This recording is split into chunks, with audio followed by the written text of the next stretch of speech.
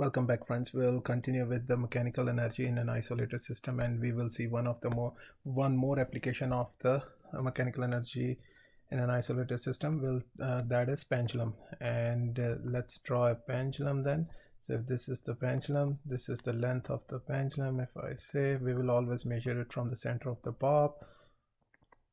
So from where it is hanging, this is the length, and pendulum always have to and fro motion. So if this is the pendulum, it will move like this. It will go in the upward direction, and on this side it will also go in the upward direction. So to and fro motion.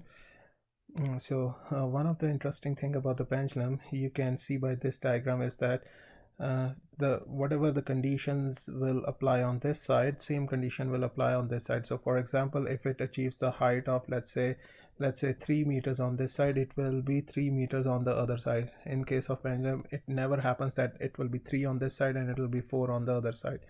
So it will be a uniform motion on both sides of this pendulum. Rather than writing the numeric value, I'll call it as a height. So when this pendulum moves in the upward direction, what's happening is that the kinetic energy is converted into the potential energy. So at this location, when it reaches on top, it will have the whole of its kinetic energy will get stored in form of potential energy here. And this I'm gonna name it as location 2, and I'm gonna name it as location 1. I'm gonna name it as location 3. So we've already said that location 3 will be equal to location 2, exactly identical.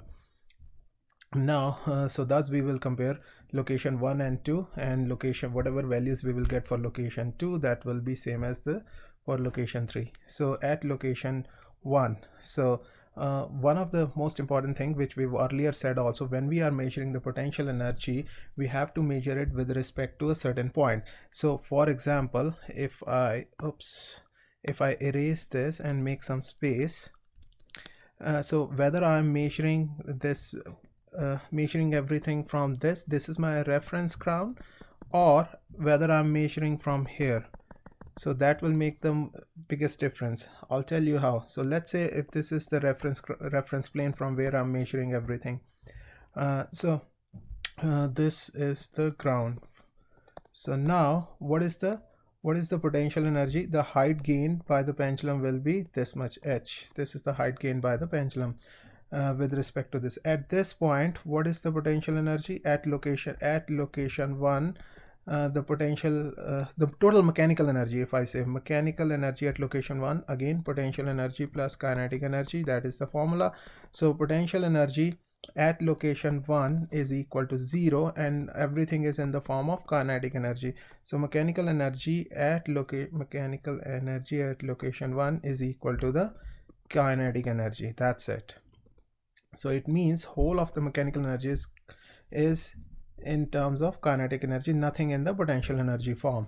Now when it reaches to the location 2, so this is the pendulum, when it reaches to this location, so it's moving because of the gravity is trying to pull it in the downward direction. There will be a point when it will slow down and will stop here. So it has reached to its maximum height. So when it has reached to a maximum height, it will try to move in the opposite direction. For a split second, when it will stop, what will be the kinetic energy at that time? So you guessed it right, kinetic energy at that point will be 0. So if I wanted to specify at location 2, mechanical energy at location 2, again I'm going to write the formula, potential energy plus kinetic energy, and I'm going to mark the kinetic energy as 0, and the whole of the mechanical energy at L2. Mechanical energy at L2 will be equal to potential energy. So I can compare location 1 equal to location 2 if it is an isolated system. So we are working on an isolated system. So that scenario, at location 1, mechanical energy, I'll write it in a better way. At location 2, so this is mechanical energy at location 1 is equal to potential energy, and this is equal to kinetic energy. So both will be equal. So from here I can compare the things, mgh equal to half mv square, and I can, if the height is given, I can find the velocity. If the velocity is given, I can find the height. That was one case. Now in the another case, in the second one, now I'm going to erase this and we will try and understand the second case, which is a little more complicated compared to this one.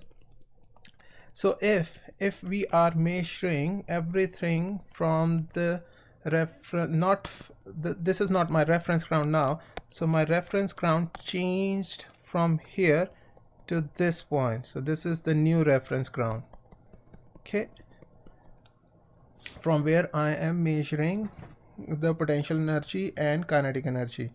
So I can say at location 1 you will find it still has certain amount of potential energy because of this height. So I will say mechanical energy at location 1 will be equal to potential energy plus kinetic energy. So potential energy will be mg.